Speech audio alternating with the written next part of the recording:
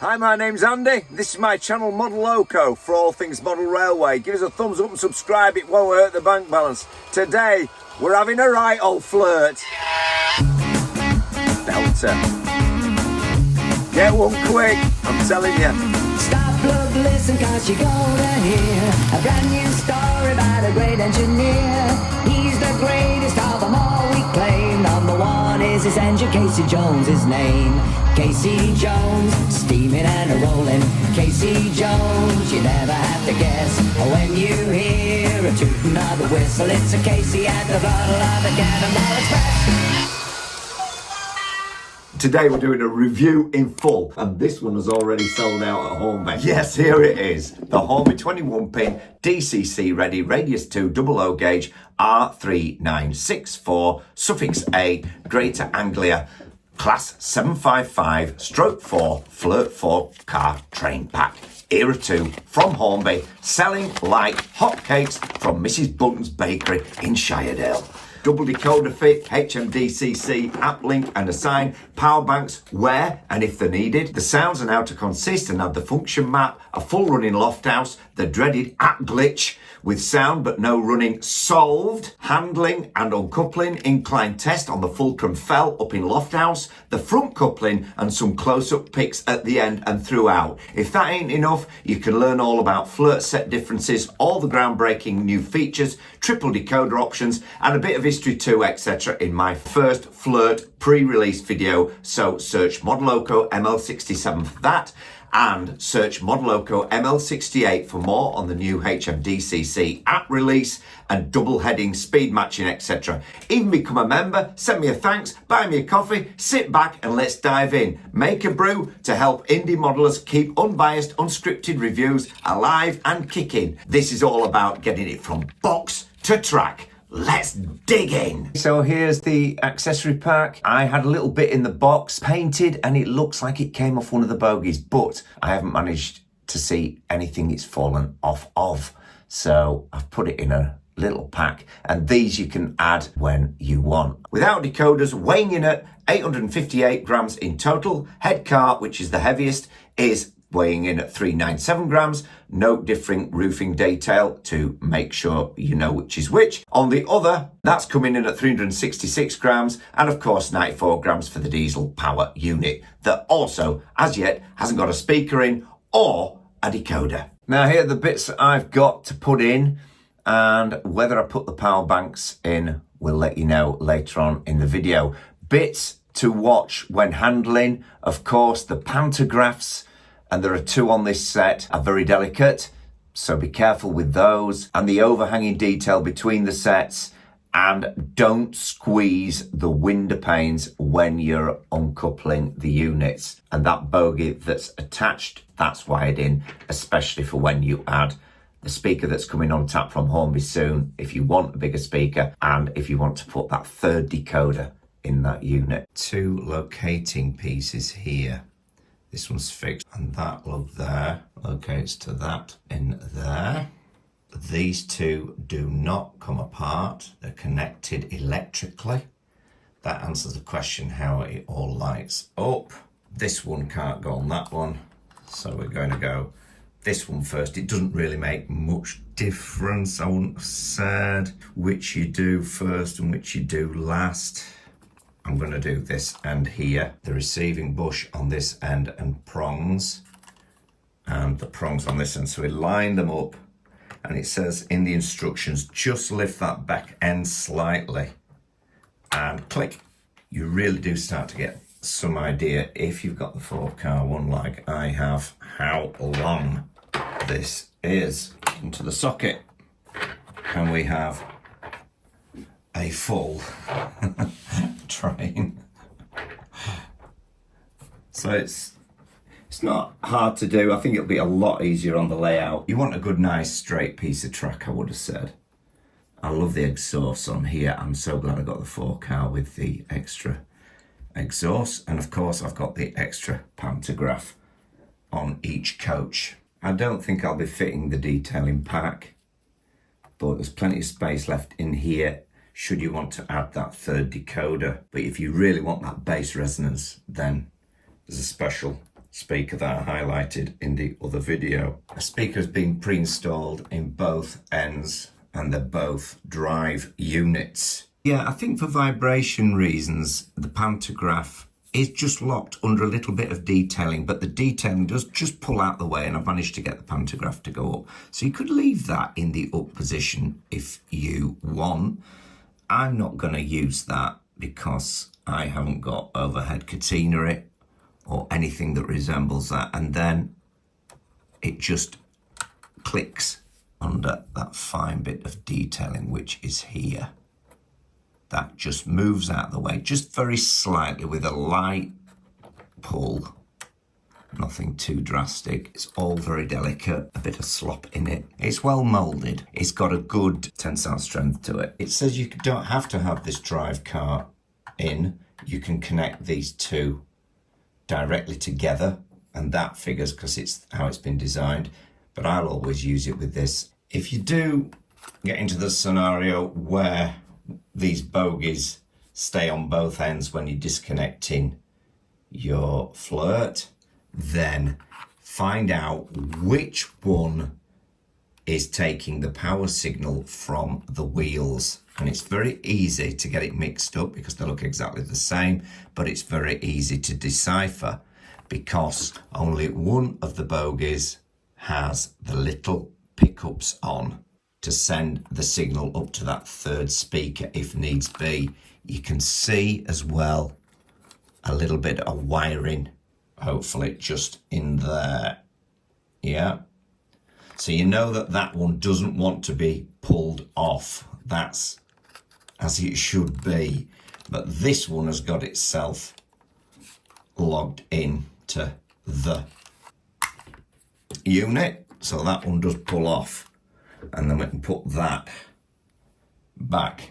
That's where the diesel engines, the 4 diesel engines on the 4-car unit reside. And on the 3-car pack, it has 2 diesel engines and corresponding exhausts. Don't go tugging at these. These do not come apart. These do not, I repeat, come apart. Right, time to fit the decoders, I would say. We've had a good look at it. I just had a little bit of oil mark on one of the underside, but that's nothing too untoward.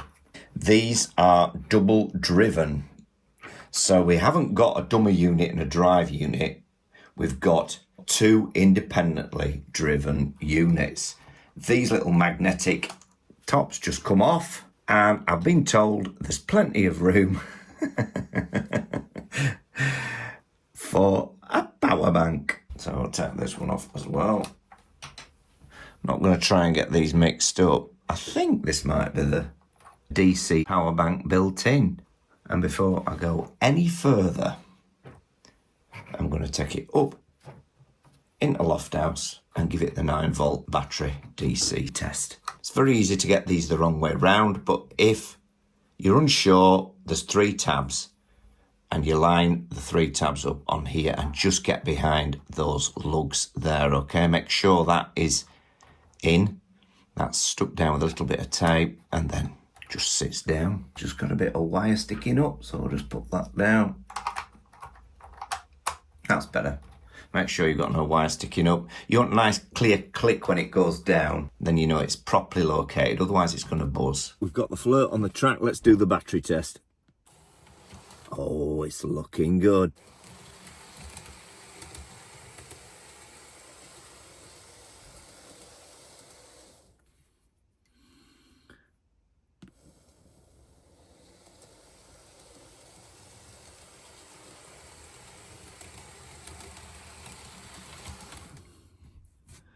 That'll do for me, will it do for you? Just having a quick look at these new Hornby couplings that couple these Flirts together. So I'm told how they fully work, I'm not sure, but they're kinetic. You see, just as in the real life scenario, I can see right into the cab.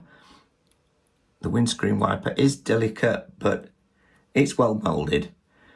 and it's going to have destination blinds that light up Norwich on this model. Headlights, and we've got the step lights down here, which we will be having a look at. Another thing I'm liking as well is the additional detailing here. And of course we've got the disabled and the cycling icon on this model to the front of the train.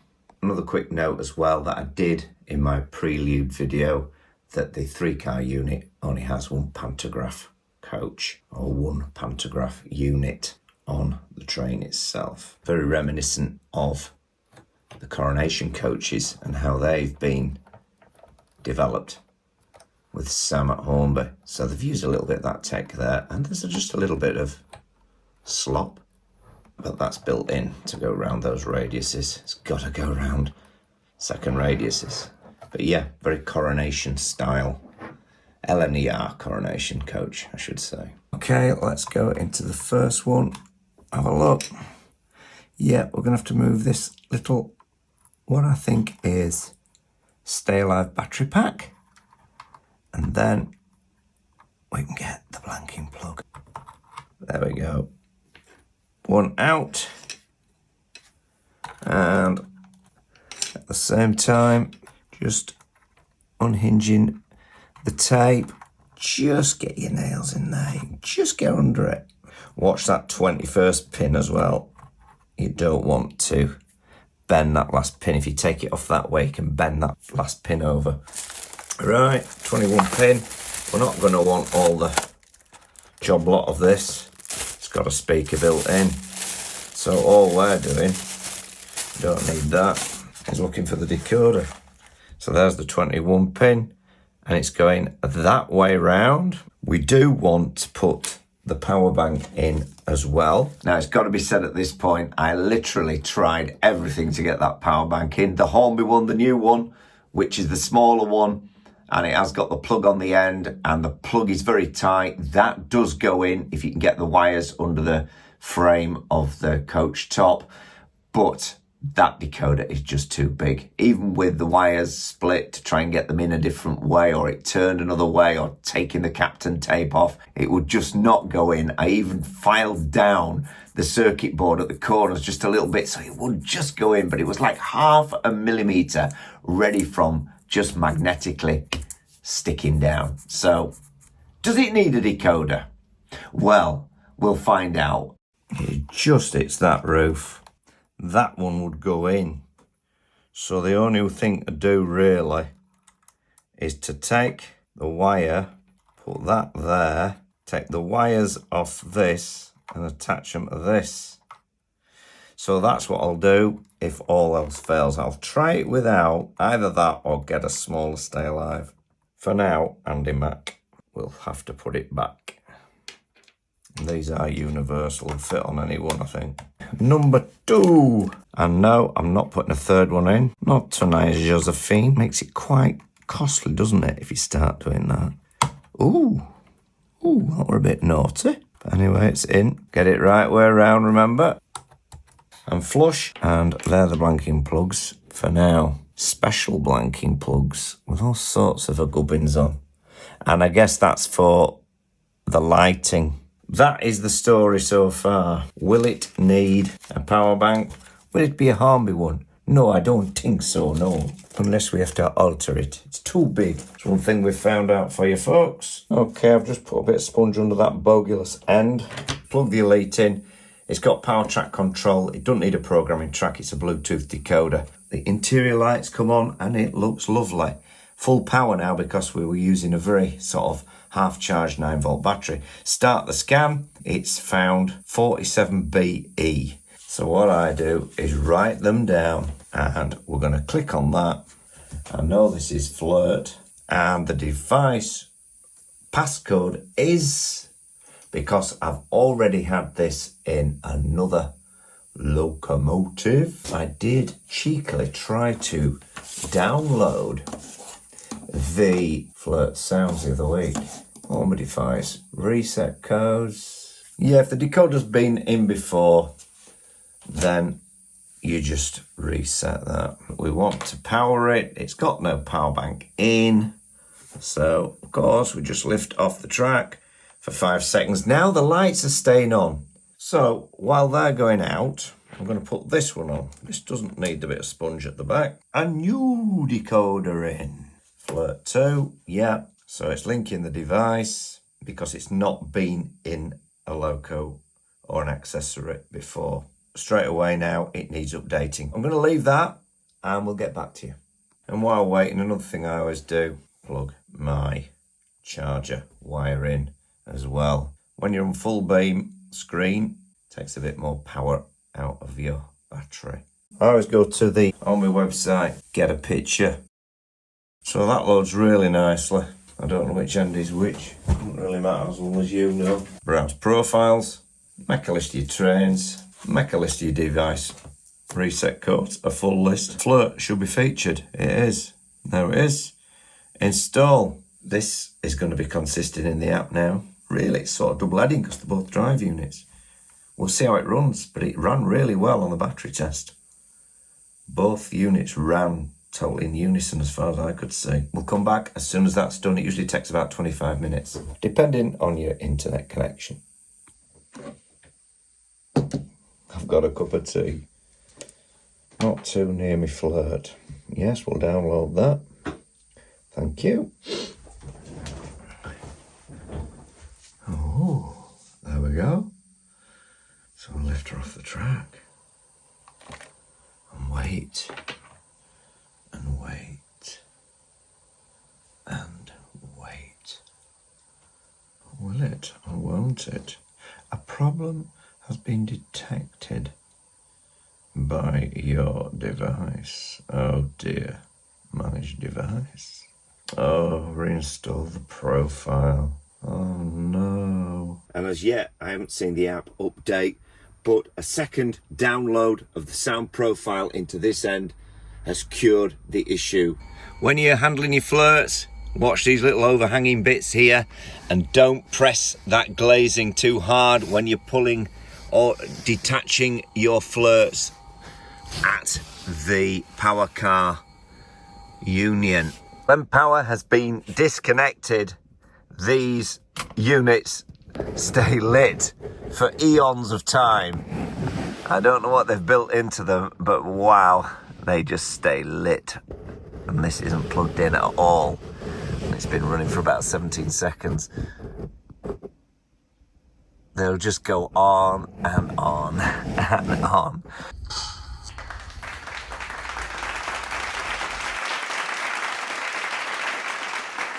Engine shed and new vehicle and press consist. We can set an image for that. I'm going to call it Flirt Consist. And it's been given the next assignable number. More on this on my consisting video regarding TT120 and 00. And then we're going to assign the locomotives, and we've got the 2 flirts here. Let's get those assigned. You can see my TT120 layout. They've been assigned already. So we've assigned them. We can now here assign a global map, import global function map. And we can see the profiles. Flirt, yeah, we'll take that top one, import that. So now when we press global functions, we've got them. Sound on. Tap on global functions again. We want the lighting option on. And we can have automated control as well. I don't know which way it's going. There, we've got the lights on the Flirt. You should see the tail lamps come on, just maybe. I can turn the lights down, but the interior lighting does show up whether or not they're lit or not. It's really excellent. You can slide it or tap it, you know. And I've got automated function control on, so I can send it that way. Lovely stereo sound and very soothing to the ear, I must admit. I'm just going to bring it. Oh. You saw me take it off the track, and we'll see how long it takes to come back on. And if we tried to send the locomotive out of the station without that connection, we won't go anywhere, I don't think. So if you lose connection at either end with the Bluetooth, the actual unit won't run. I've gone into global settings too, so you can edit there, and I've got the volume set at 40. I'm going to lower it down to 35 so you hear me speaking. I wouldn't go over 40, and it's saying they've both reconnected. So now we can bring it out of the station, and we should be getting the lights on either end. I've also, in global functions, put cab lights on, and so we'll go back to page 1, sound on, and then we've got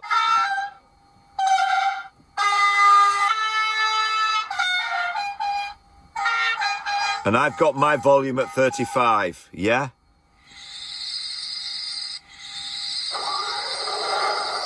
There's some beautiful sounds in here. Don't leave that one on. So yeah, I won't be leaving the detonators on. I like these sounds. Some sounds louder than others. We can bring them down in CV settings. I think the detonators are very loud.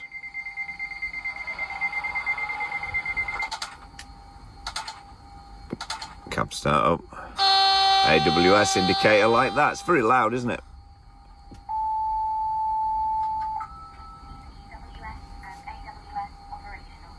There you go. And you've got some noises at this end and some noises at that. It sounds really stereo. On, of course, we can have the third decoder put into the diesel unit in the middle, and then your electric sounds all come out of the ends, and your diesel sounds only come from the centre. Aircon. And of course, with HMDCC, you can have those multiple sounds running at once. That rail clack, you're going to get that while it's running. We'll leave that on. Pantograph, arcing, yeah, flange squeal. So you do put this on by yourself. Door closed. Coupling of the new couplings on the front, where we can couple these sets together. This train is about to be coupled to another train. For your safety, the doors will be closed and locked. Please remain seated whilst this operation is performed. Isn't it amazing? Welcome to this service for Norwich. We will be calling at Cromer, North Walsham, Houghton and Wroxham, Salhouse, and Norwich. And when you're hearing it coming from both ends of the train, it's amazing. Obviously, you can have announcements coming from this end and whistles coming from that end out of global function. And you've got to not get mixed up which one you're doing. On here, you're doing the individual ends of the locomotive, and on global functions, you're operating both, but some are in stereo. Page 3, announcements. This is like a busy station. Various announcements coming out, a few whistles and stuff. Daylight mode, so that will dim the lights a little bit, and you'll see those dimming and brightening when you have initiated start off, and the step lights will go out and the cab lights and things like that. Got all the sounds there. Brilliant. And we've got shunting mode, creep mode, brake, of course, and automated function control to bring them all on. I quite like having that enabled, and I'm not sure if we can have some of these enabled or not at the same time. So we'll see what happens. Control here again. This train will now terminate here. Welcome to this service for Fabulous. We will be calling We will see when it pulls off what it does. I'm just going to turn this lighting down so you can see the effect a little bit better. Okay, next we're going to do a points test, and I'm going to select speed setting 20, nice and slow. If you get any glitches within the app, sometimes just take one of the ends off, just tilt it back off the track, and put it back on and do the other end, and sometimes they reconnect. That's what I found with this. Did lose connection. But look at that. I'm going to bring it back the other way, even slower. There isn't an itch of glitch on the track. Might be a few in the app, but we're waiting for that hot fix. Well, I am anyway. I think little bits of information are coming through,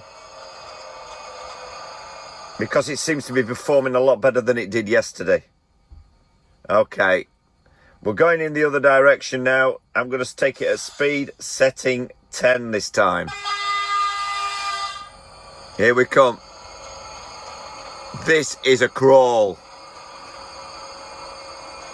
I've only run this in for 2 or 3 minutes both ways.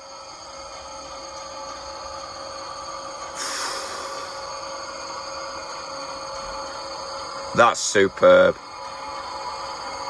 And it looks so realistic as well. I've still got the wheel clack going. I can turn that off. It does put a bit of that in anyway, I think. Just not as pronounced. I've turned it off. So you get a slower clack. So nothing there at all. I'm bringing back to a standstill. Nice peter out. Right, it's run time. That's what we've all been waiting for, isn't it? Okay.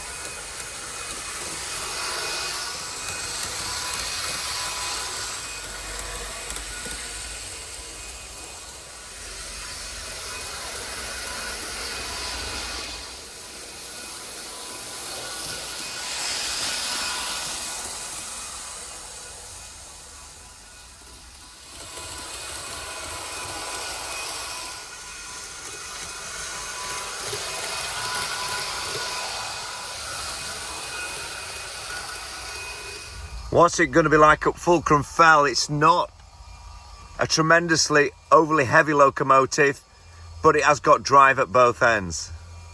Here it comes. In my trials, I mean, that's got a maximum peak on the incline, just beyond the far right hand side of the bridge. So hill starts, nothing over 2 degrees, I wouldn't say. But once it's up and running, it's fine. So that's good. Okay, we're going to go down Fulcrum Fell now to see if there's any cogging on downhill. Speed setting 20. And there's no cogging whatsoever. That is the smoothest locomotive I think I've seen go down Fulcrum Fell as multiple unit. Look at that. This is going to sell out fast if it's not already sold out today, especially with the bicycle and wheelchair icons on the suffix models that I've got with the A suffix after the number. Okay.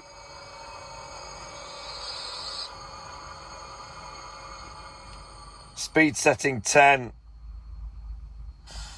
Can we start off at speed setting 10 on Fulcrum Fell? This is a real challenge.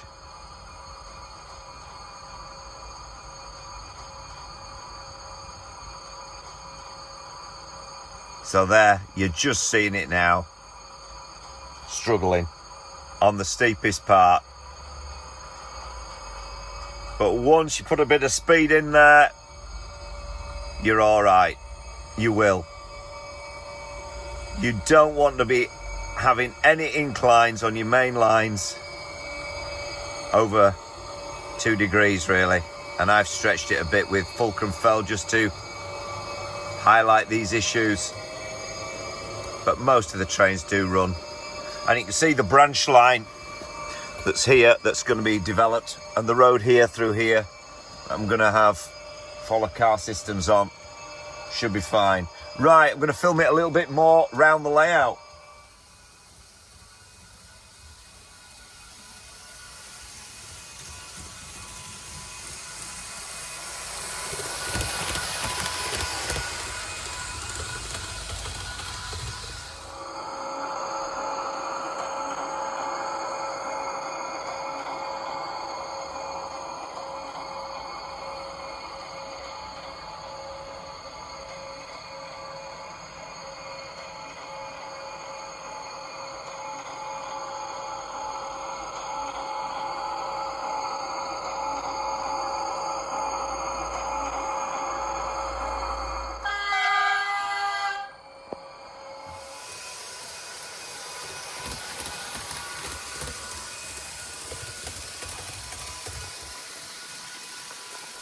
And give them a little lift just to get it underneath, and then click. And to remove, just a little pull on there and they're apart. When you have disconnected them, I lift like that, all in one union, because these don't come apart. I keep saying that. And I carry it like that. I always disconnect the power card before I lift this end as well. Now with HMDCC, I won't be saying you can connect up to 8 decoders together. So 4 of these sets together, because they each take 2 decoders, or with 3 decoders in, 2 sets. And maybe 1 set more with just 2 decoders in. They've also got a coupling at the front to enable that. So we'll bring it in. Have a look.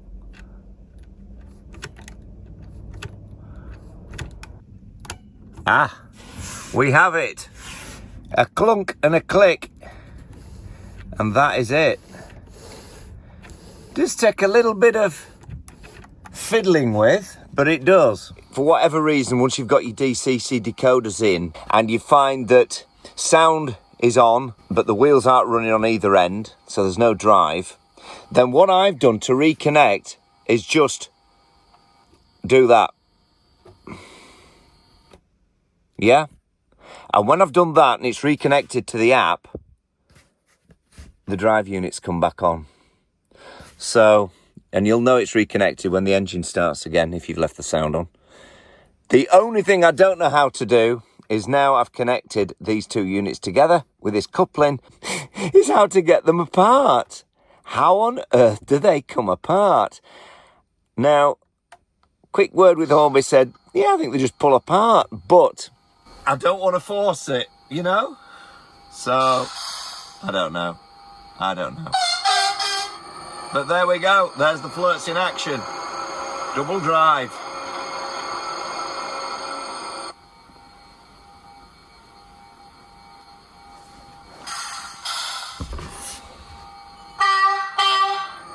There we go. Double drive, you see.